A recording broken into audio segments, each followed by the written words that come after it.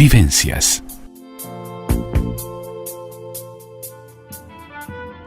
Y ya estamos aquí con el licenciado Jorge Schneiderman en su columna Mano a Mano y Sin Diván.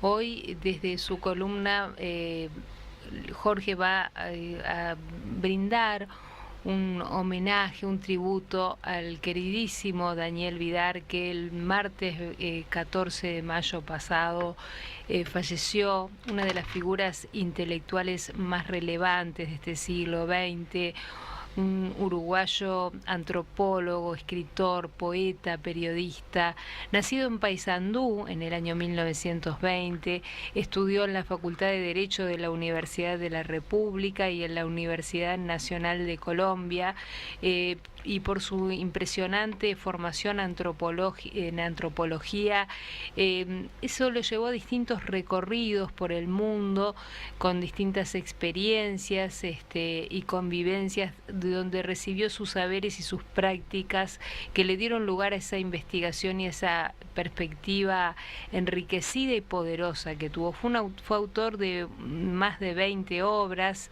entre ellas se destacan textos dedicados al tango, numerosas investigaciones sobre la realidad rural uruguaya, la inmigración, la cuestión indígena, el juego, la fiesta, la vestimenta.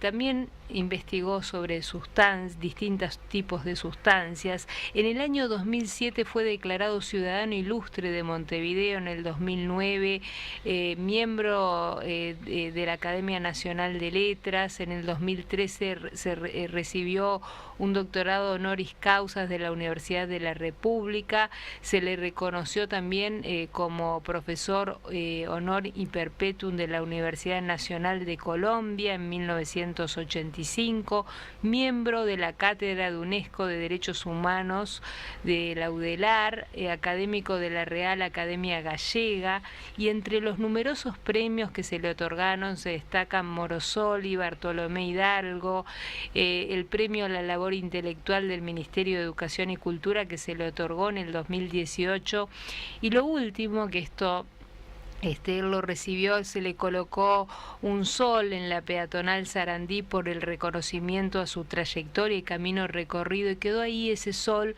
junto a otros ciudadanos ilustres de la ciudad de Montevideo. Y tuvimos también la maravillosa oportunidad de entrevistarlo el 1 de febrero del año 2019 junto a Nelson Guerra en su columna Aquel vecino nuestro que escribía, donde Nelson analizó su último libro maravilloso, Con el sol en la espalda, una antología poética que muestra un rasgo muy particular: la prosa y la poesía caminan juntas, y es una narración en la que Daniel Vidal nos introduce en ese trayecto de su vida que va desde sus 12 años a sus 98 jóvenes primaveras, transitando por sus luces, por sus sombras, por sus alegrías y también por sus tristezas. Y hoy el licenciado Jorge Schneiderman va desde su lugar y desde esta columna que él hace con tanto cariño, le va a rendir un homenaje, porque fue un hombre que, como bien Jorge señalaba, tuvo el don del arte de vivir, supo, uno de los pocos que supo del arte de vivir. El ¿no? arte de vivir. Bueno, como señalaba Erich Fromm, del arte de vivir. El arte ¿no? de vivir, ahí está. Bienvenido, Jorge. Muchísimas gracias. Esta introducción la quise hacer porque me parece que pero ameritaba para que empecemos a dialogar. Impecable, una completa, digamos, una síntesis de tantos y tantos logros cosechados por el profesor Vidar. Y no nos olvidemos que ahí falta un premio, que es el más importante, el reconocimiento de la gente y de su pueblo. Claro.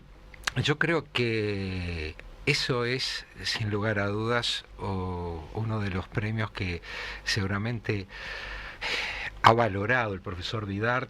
Era un individuo poco afecto a los reconocimientos y a los homenajes apologéticos.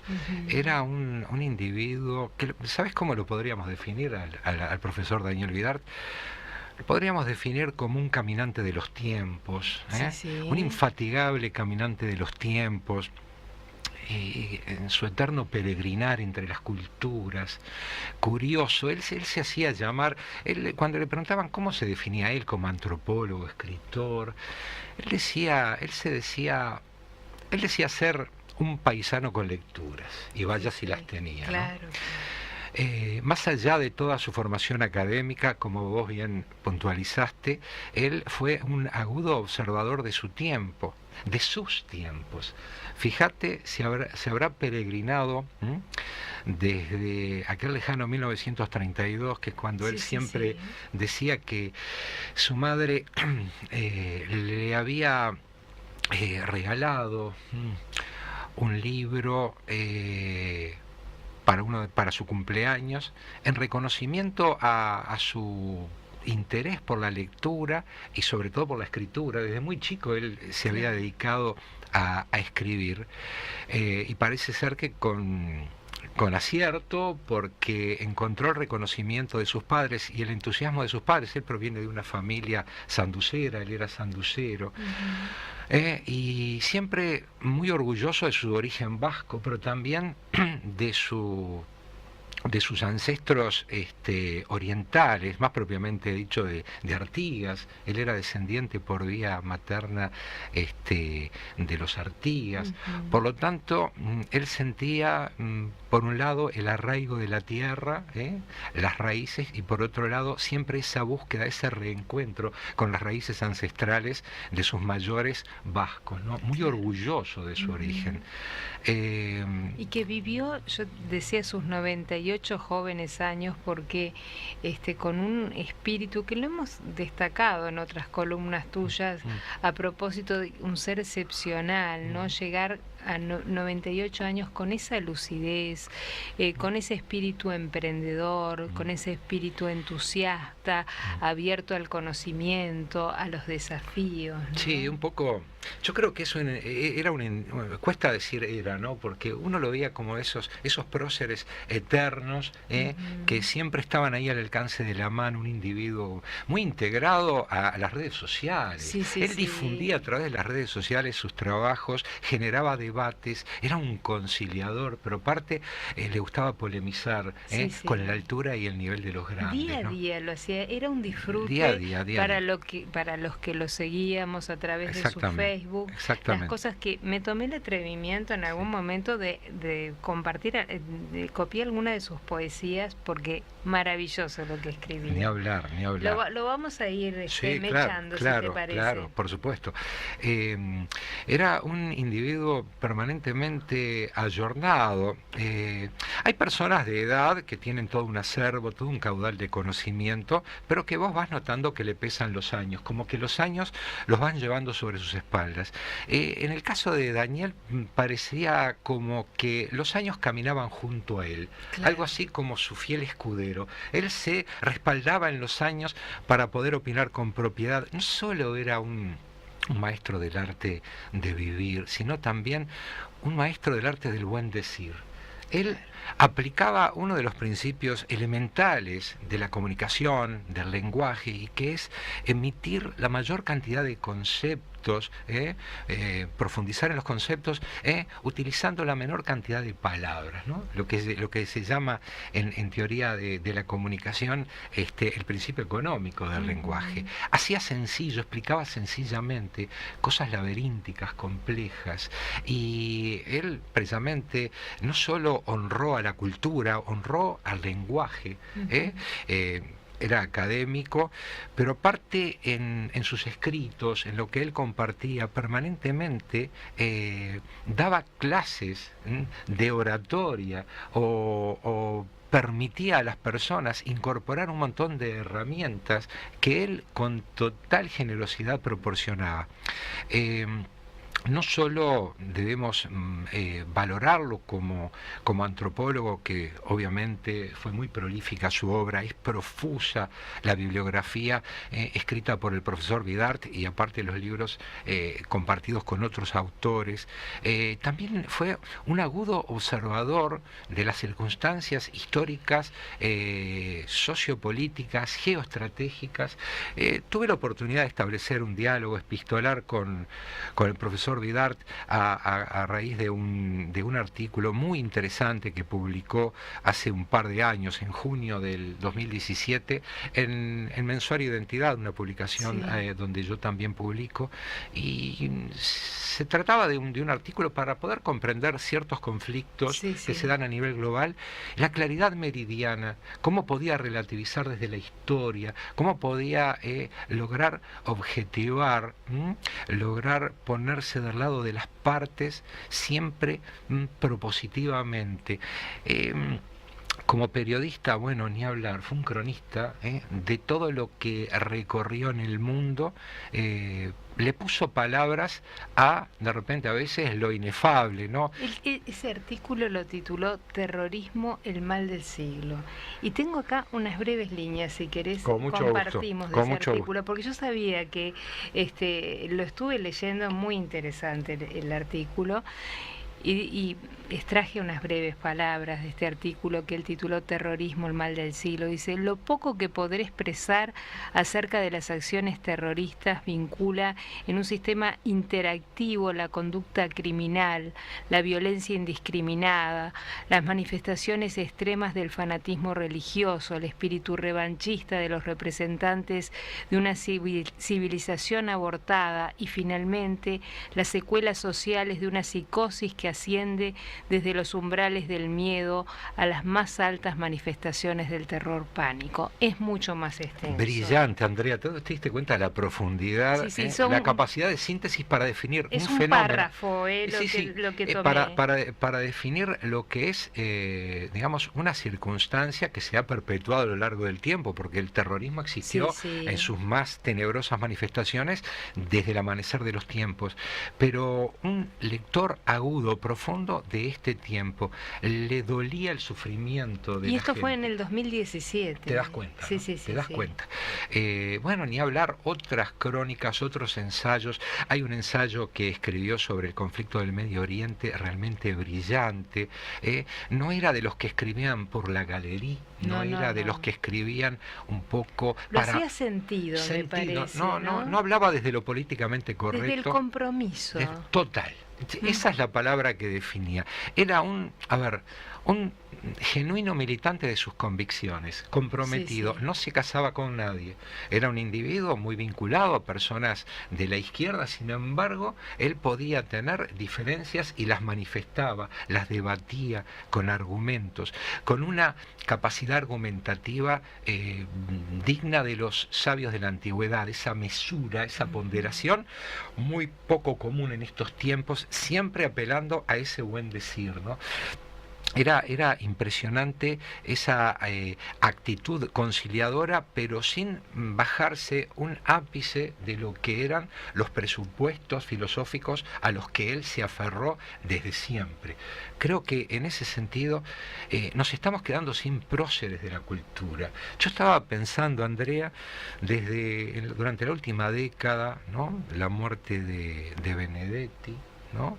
Por ejemplo, Renzo Pío Ugarte también, el gran antropólogo, compadre de Daniel en toda esta brega por la antropología,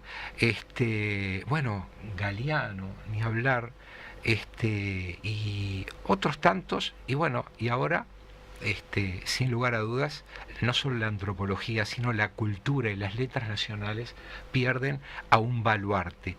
Yo creo que era, sin que eso vaya en desmedro de otras figuras, egregias figuras con las que cuenta la cultura nacional, pero charlistas como él, de la estirpe del doctor Taliche, agudos observadores de la realidad como el profesor Carrasco, quedaban pocos.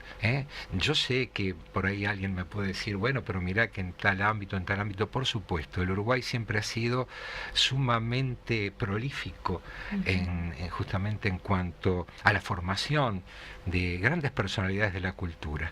Pero el profesor Vidart tenía ese plus que era la apertura permanente a la escucha. Tenía casi como una escucha analítica. Vos veías cuando lo entrevistaban, él le daba un lugar central, axial al silencio. Cuando a él lo entrevistaban, él no largaba el rollo, no usaba el cassette, no era políticamente correcto. Él simplemente trataba de pasar por el cernidor de su conciencia y luego te regalaba un abanico de interpretaciones que evidentemente hacía las delicias de quienes lo escuchaban. Tenía esa capacidad de interactuar, era un charlista, un interlocutor válido en muchísimos terrenos, Andrea. ¿Te parece, Jorge? Vamos a hacer una breve pausa y continuamos luego de la pausa desde aquí en tu columna Mano a Mano sin Diván, hoy rindiéndole un homenaje al profesor Daniel Vidart. Hacemos una breve pausa y continuamos aquí junto al licenciado Jorge Schneiderman en Vivencias.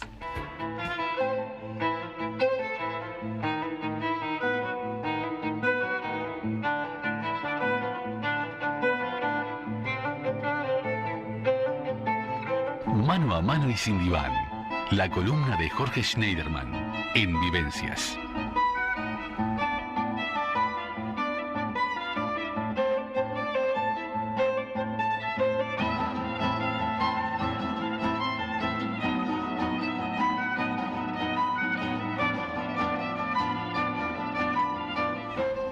Y continuamos aquí junto al licenciado Jorge Schneiderman en su columna Mano a Mano y sin Diván, hoy rindiéndole un homenaje al profesor Daniel Vidart. Y nos fuimos a la pausa y seguíamos analizando esa vida que tuvo maravillosa y que yo creo que de alguna manera va a seguir a través de su obra, de sus libros, de todas sus entrevistas que también en las que ha sido, como decías tú, Jorge, cuando te fuiste a la pausa, tan generoso, ¿no? Muy. Tan abierto a la hora de no ser protagonista, sino de ser uno más y apoyando, brindando con humildad lo que sabía, ¿no? Que sabía muchísimo. Sí, viste que hay una gran diferencia entre lo que es ser erudito y lo que es ser sabio, entre lo que es ser un docente y ser un maestro, ¿no? Uh-huh. El docente es aquel que transfiere, qué sé yo, una información, el que genera la posibilidad, digamos, de que el otro tome contacto con un saber determinado, el que proporciona ciertas herramientas. Pero maestro es el que trasciende los acotados límites del aula. Maestro es aquel que con su sabiduría te enseña no solo a interpretar la disciplina a la que vos te abocás, sino a entender mejor la vida. Yo conocí pocas personas en ese sentido, cumpliendo con esas características. Pero creo, y pese a no haber tenido yo una amistad con el profesor Vidart, más allá de esos intercambios epistolares muy sustanciosos, se me ocurre que por lo que ha trascendido él como figura más que mediática, como parte del inventario social, ¿no? Uh-huh. En el imaginario uruguayo, en el imaginario cultural uruguayo, son muy pocas las personas que tienen reservado un lugar desde la cultura popular, desde el arte, la ciencia, la literatura. No son todos los que tienen la baldosa ahí, y no todos los que tienen baldosa son figuras representativas, porque de última quien consagra a las personas como parte del patrimonio cultural, social, es el pueblo, es la gente. Claro, y un hombre además multifacético, ¿no? Se dedicó a varias actividades, y todas las hizo con mucho cariño, mucho amor, y desde el compromiso con la gente y a través de sus viajes y sus distintas miradas en distintos países, investigando. Creo que todo eso lo acercó mucho. Fíjate que vivió casi un siglo, ¿no? Y estaba tan ayornado como su primer día de vida. Era un hombre totalmente ayornado. Te cuento una anécdota. Sí. Cuando la entrevista que le hicimos a Nelson, me contestaba el WhatsApp, 98 años y te contestaba el WhatsApp. O sea, yo dije, bueno, no sé, no me va a contestar, lo voy a llamar. No, me contestó el WhatsApp. O sea, divino. Sí. ¿Viste? Cuando decís 98 años y contesta un WhatsApp, ya eso te habla de una apertura de cabeza.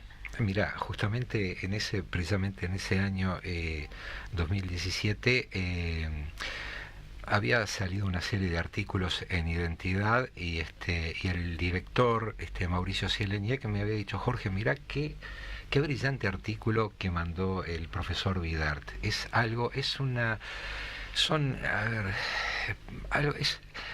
homenaje no solo al buen decir, sino a esa capacidad de trascender lo estatuido, de poder Claro. pensarse más allá de los clichés.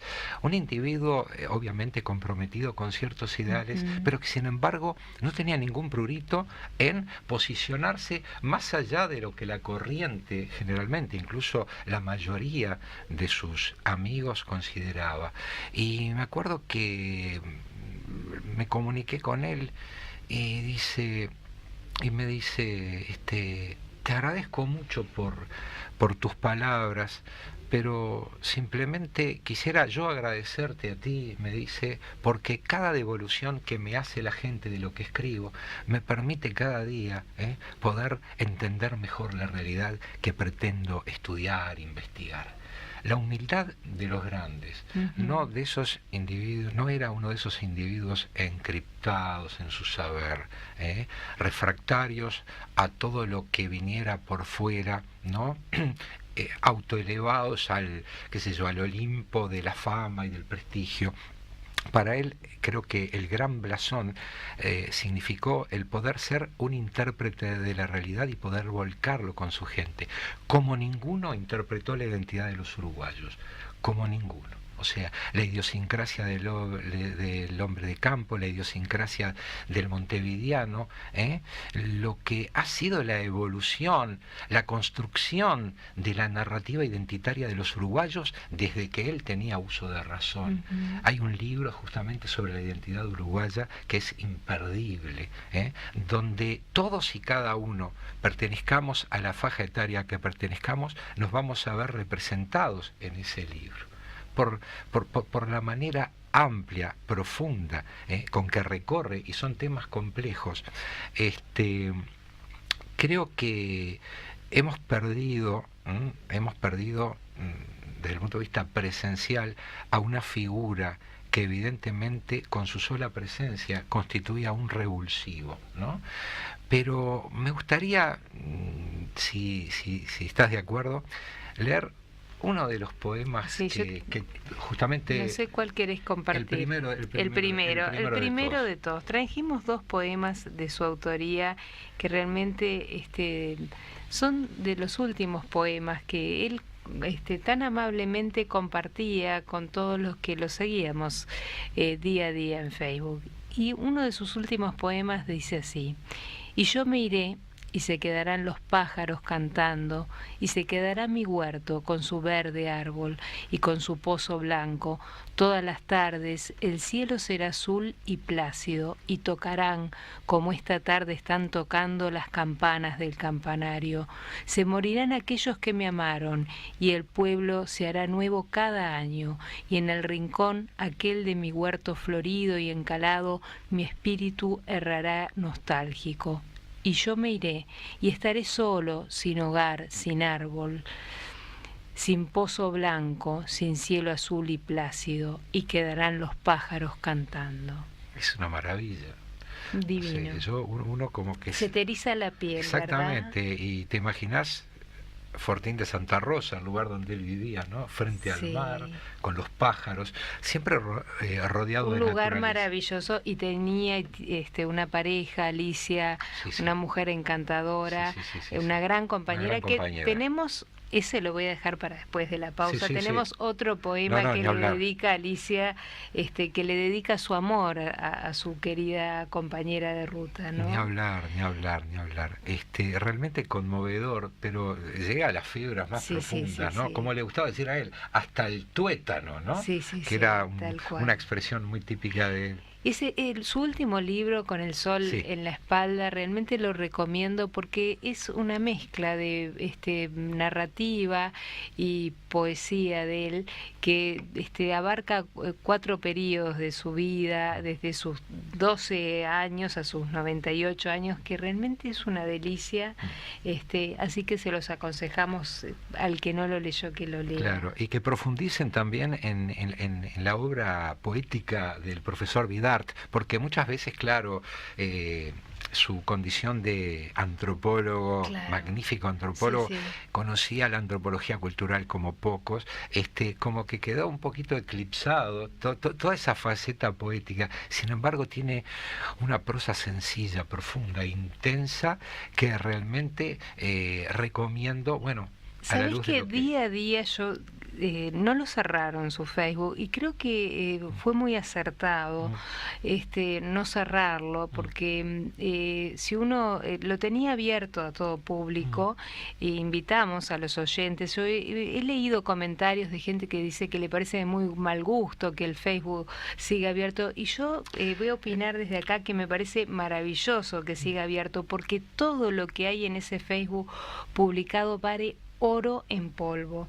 Entonces, que la gente tenga la oportunidad, que no lo seguía, de poder transitar, de ver lo que él escribía día a día, lo pinta de cuerpo entero, como lo estás hoy tratando tú a través de este precioso homenaje que le estás intentando brindar. Uno a través de ese Facebook maravilloso que él llevaba día a día, creo que se puede nutrir de eso que él día a día nos regalaba a todos los que lo ni hablar. seguíamos. Quiero detenerme un breve instante antes de ir a la pausa en lo que fue esa maravillosa entrevista que tanto tú como el profesor Nelson Guerra le realizaron allá por febrero.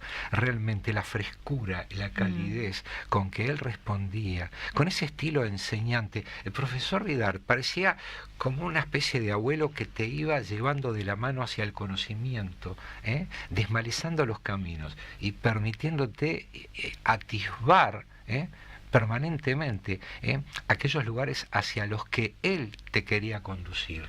Yo recuerdo algunos trabajos de él, sobre todo en torno a su encuentro con culturas exóticas. Él recorrió la China, estuvo en Rusia, él recorrió la selva colombiana, México, ruinas arqueológicas, y salió al encuentro, se abrazó siempre con las expresiones digamos, más ancestrales del saber indígena. Él encontraba en la cultura indígena un reservorio, digamos, interminable de conocimiento, y bueno, esa apertura que le fue precisamente lo que le permitió tener una mirada tan comprensiva y a su vez abarcativa, permitir permanentemente ensanchar los horizontes de su búsqueda. Él era un buscador, él se consideraba un curioso, era un buscador y era un rebelde, pero era un rebelde con causa. Viste que a veces dice rebelde, ¿te acordás de la película Rebelde? Él era con causa. ¿Cuáles eran sus causas?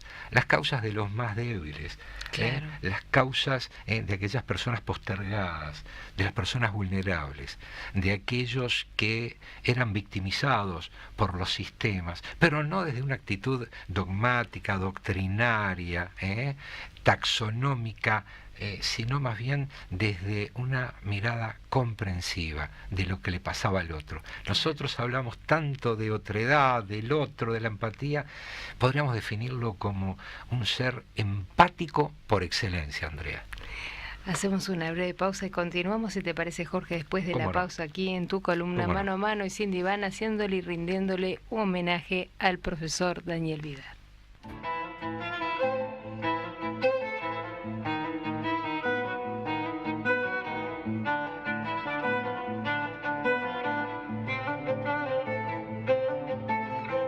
Mano a Mano y Sin Diván, la columna de Jorge Schneiderman en Vivencias.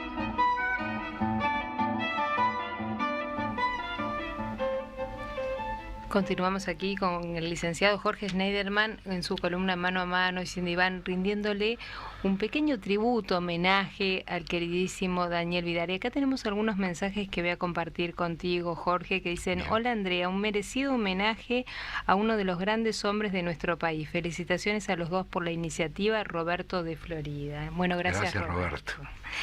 Dice, otro gran sanducero, saludos Carolina de Malvin. Gracias Carolina también. Muchas gracias. Y otro mensajito más, acá tenemos: fue un gran artiguista Vidar, felicitaciones por el programa Néstor de Atlántida. Muchas gracias a Néstor también. Realmente están llegando muchísimos mensajes que nos están siguiendo, que están contentos con este homenaje que desde aquí. Estamos en los últimos minutos, no sé cómo te gustaría cerrar. Mirá, a mí Jorge. me gustaría cerrar con, precisamente, con, si te parece, Andrea, con la lectura de un poema que Daniel Vidart escribió el año pasado a su compañera, ¿no? A Alicia, a quien tanto amaba y que bueno, que era, digamos, una persona que siempre estaba con él, le acompañó en todo este último tramo de su vida, y creo que es muy representativo de cuál era su mirada sobre la vida, pero también sobre la muerte, ¿no? Y sobre el amor. Obviamente. Y sobre el amor, porque este poema se llama Invencible Amor. Y el amor a la vida, ¿no? El amor a la vida que lo tuvo hasta el último minuto. Hasta el último estertor. ¿Qué quiere decir eso? Estamos hablando de un verdadero viajero en el tiempo. Yo me imagino, qué sé yo me imagino que la partida del profesor Vidart fue simplemente toda esta vida que compartió junto a nosotros, fue simplemente un alto en el camino hacia la eternidad, hacia la que van aquellas personas tan elevadas de espíritu. Yo me lo imagino caminando con el sol en la espalda, pero con las alforjas llenas de vivencias, y del amor, del reconocimiento de su gente, incondicional, y cuidado, cuando digo el reconocimiento, a él no le gustaba la incondicionalidad, le gustaba que le retrucaran, y como buen vasco, también se mantenía muchas veces en lo suyo, pero siempre con una apertura al diálogo. No sé, me lo imagino yendo, ¿no? Hacia el cosmos, con las alforjas llenas de tanta experiencia de vida y tanta vivencia, y bueno, creo que la mejor manera de honrar al gran maestro es leerlo, reconocerlo en todos y cada uno de sus escritos, y les recomiendo a los queridos oyentes que profundicen en la lectura de su poesía. Es realmente un bálsamo para el alma, porque aparte la fineza, ¿no? de su prosa, pero aparte lo profunda, lo intensa que es su prosa, y en ese sentido creo que bien vale la pena recorrer su obra para quienes pertenecen al ámbito académico y bueno, y les gusta la antropología cultural, también, más allá del rigor científico, él supo hacer fácil lo complejo, no desde una actitud doctoral, sino siempre coloquial. No sé, me gustaría, si te animás. Tal cual. Y agregar a lo que estás diciendo, que creo que es algo que lo rescatás tú a través de tus columnas y haces hincapié.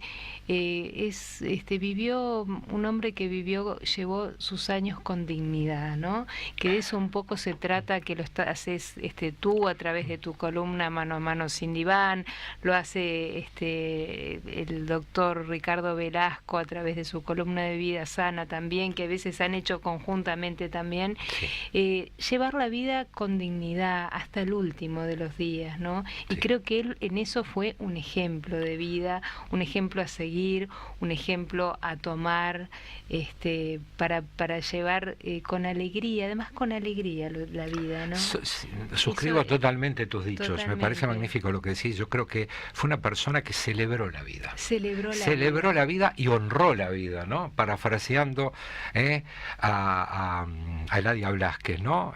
Honró la vida. ¿Sabes a quién me trajiste a la mente? Un gran escritor nuestro también, a Mauricio Rosenkopf, que él dice que la vida es una fiesta, otro grande nuestro que también para él la vida es una fiesta. Y creo que grandes hombres, grandes mujeres de nuestro país, de nuestra cultura, que han llegado y han vivido tantos años, han honrado la vida porque han considerado la vida como una fiesta, y cada día es un día por descubrir, un día por enamorarse más de la vida, ¿no? Y han dejado su impronta y han sembrado su pensamiento, su obra, y sobre todo nos han dejado una plétora de enseñanzas que como decía hace un ratito, podemos salir a su encuentro a través de la lectura.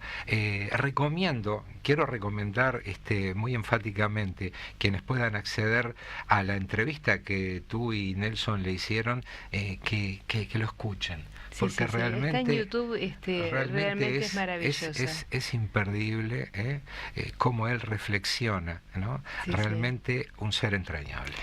Muchísimas gracias, y nos despedimos entonces con este poema escrito por él a su querida Alicia, que se titula Invencible Amor, y dice: para Alicia, te quiero con mi pierna varicosa, con la cabeza así de encanecida, con mi boca sin dientes, destruida, con mis viejos cojones, pobre cosa.